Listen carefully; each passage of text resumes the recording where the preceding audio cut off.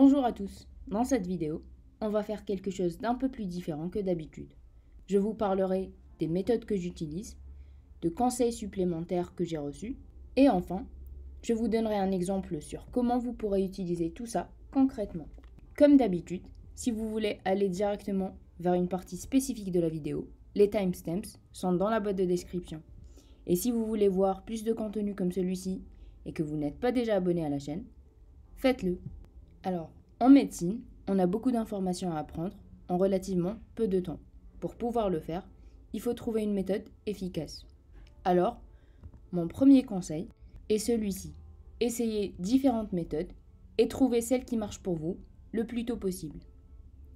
Mais ne vous inquiétez pas si vous ne la trouvez pas rapidement. Dans cette vidéo, je vous parlerai des méthodes qui ont prouvé scientifiquement leur efficacité pour vous aider à choisir celle qui vous convient le mieux. D'abord, faire un programme. La première chose que vous devez faire, c'est de mettre en place un programme. Si vous le faites dès le début, vous aurez assez de temps pour étudier, pour faire du sport et pour vous amuser. Dans ce programme, précisez combien d'heures vous voulez étudier chaque jour, combien de temps vous voulez dédier au repos et enfin, précisez quel module vous allez étudier en utilisant la méthode de répétition espacée que je détaillerai plus loin dans la vidéo. Deuxièmement, faut-il travailler sur ordinateur ou est-ce qu'il faut utiliser des feuilles? Alors pour ceux qui ont le choix, je préconise d'utiliser un ordinateur parce que celui-ci vous permettra d'optimiser votre temps beaucoup plus, contrairement aux feuilles. Par exemple, si vous recherchez une chose spécifique, vous n'avez qu'à utiliser la barre de recherche ou vous pouvez copier et coller directement une image ou un texte au lieu de tout réécrire ou dessiner. Mais pour ceux qui ne peuvent pas ou qui ne veulent pas, vous pouvez tout de même utiliser toutes les méthodes que je présente ici sur le papier. Troisièmement, comprendre. Cette étape semble logique et simple à appliquer, mais ce n'est pas toujours le cas, surtout lorsqu'on veut en finir rapidement avec la leçon. Et la meilleure façon de comprendre quelque chose, c'est d'essayer de l'enseigner à quelqu'un d'autre ou à nous-mêmes, et ceci en posant de simples questions pour lesquelles on répond par de simples réponses. Cette technique s'appelle la technique Feynman. Vous pouvez voir la vidéo concernant cette technique en cliquant sur le lien dans la boîte de description. Mais voici comment vous pouvez l'utiliser. Par exemple, vous pouvez soit apprendre ce que métabolisme veut dire, c'est-à-dire l'ensemble des réactions de catabolisme et d'anabolisme dans l'organisme, et répéter plusieurs fois sans jamais comprendre. Ou vous pouvez vous arrêter et admettre qu'en fait, vous n'avez pas compris ce qu'anabolisme et catabolisme veulent dire. Et là, tout se simplifie, car vous saurez ce que vous devez chercher sur Internet. Et vous verrez qu'anabolisme veut tout simplement dire la formation d'une grosse molécule à partir de petites molécules, et que catabolisme est le processus contraire. Ensuite, vous pourrez essayer d'expliquer tout ça par des exemples. Lorsqu'une personne fait de la musculation, elle forme des muscles. Donc, c'est un processus anabolique. Par contre, lorsqu'on mange, on détruit les aliments. C'est un processus catabolique. Quatrièmement, faut-il faire ses propres notes et résumés? Plusieurs personnes vous diront que faire ses propres résumés est une perte de temps. Et ils auront probablement raison. Si vous ne faites pas vos résumés selon la méthode de mémorisation active que je détaillerai dans le prochain point. Parce que faire vos propres résumés vous permettra de mieux comprendre la leçon, d'ajouter ce que vous n'avez pas compris et de vous approprier les informations. Cinquièmement, la mémorisation active. La mémorisation active est juste une façon plus technique pour dire se tester. Et voici ces différentes étapes. D'abord, lisez une partie du cours et comprenez-la. Vous pouvez essayer en même temps de noter vos questions. Ensuite, fermez le support si c'est un livre par exemple, ou mettez-le loin de vue et essayez de vous rappeler de ce que vous avez lu. C'est à ce moment-là que vous pouvez par exemple prendre les questions que vous avez écrites et commencer à faire vos notes en y répondant. Enfin, revoyez le support et identifiez les erreurs que vous avez commises, puis reprenez. Sixièmement, la répétition espacée. Grâce à cette méthode, vous pouvez réviser une information avant de l'oublier.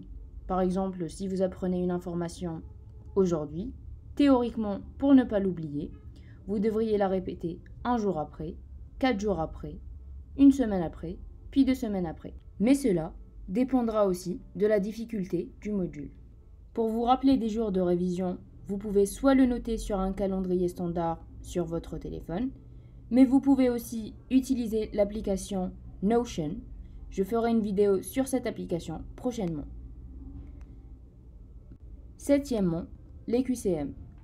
C'est une étape très importante de ce long processus, car si vous ne faites pas de QCM ou de sujets, et surtout ceux de votre université, vous n'aurez pas une idée sur le niveau de difficulté et vous ne connaîtrez pas les questions récurrentes.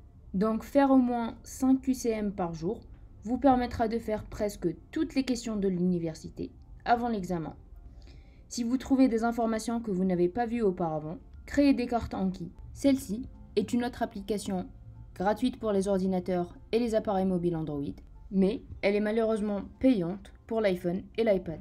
Je vous parlerai d'Anki et de son utilisation dans une prochaine vidéo. Maintenant, passons à comment utiliser ces méthodes concrètement en donnant un exemple. Disons que demain, vous avez un cours en cytologie sur le cytosquelette. D'abord, essayez d'avoir un aperçu du sujet que vous allez étudier. Défilez la diapo devant vos yeux, analysez les différents titres, les images. Si vous avez des questions, notez-les. Le lendemain, prenez avec vous une copie des diapos si vous étudiez en présentiel. Suivez bien le cours, ne prenez pas beaucoup de notes, concentrez-vous plutôt sur ce qu'on dit. Si vous n'avez pas compris quelque chose, écrivez rapidement vos questions et continuez de suivre le cours. C'est plutôt difficile à appliquer en premier lieu, mais ça devient plus facile avec le temps. Juste après le cours, essayez de revoir votre diapo et vos questions, et essayez de voir si vous pouvez trouver les réponses à vos questions. Ensuite, lorsque vous arrivez à la maison, si vous voulez faire un résumé, faites-le, mais de cette façon. D'abord, ajoutez des questions à celles que vous vous êtes déjà posées durant le cours. Prenez toutes vos questions. Par exemple, qu'est-ce que le cytosquelette? De quoi est-il constitué? Et quelle est sa fonction? Classez ces questions en différentes sections et essayez de trouver les réponses à partir de votre cours ou d'Internet.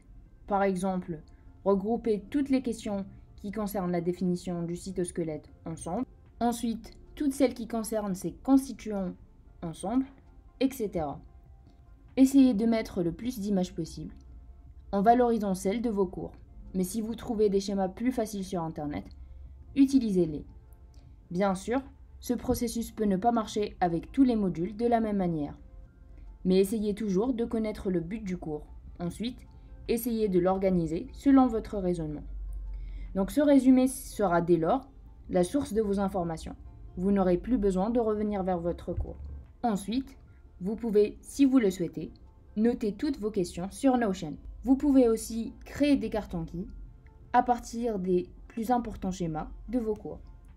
Alors c'est vrai que c'est un très long processus, mais à ce point, vous aurez compris toute la leçon et pour réviser ensuite, vous n'aurez plus qu'à prendre vos questions et essayer d'y répondre en utilisant la mémorisation active et la répétition espacée. Enfin, vous pouvez prendre 5 minutes avant de dormir pour faire 4 à 5 QCM. Voilà, c'est tout pour aujourd'hui. J'espère que la vidéo vous a plu.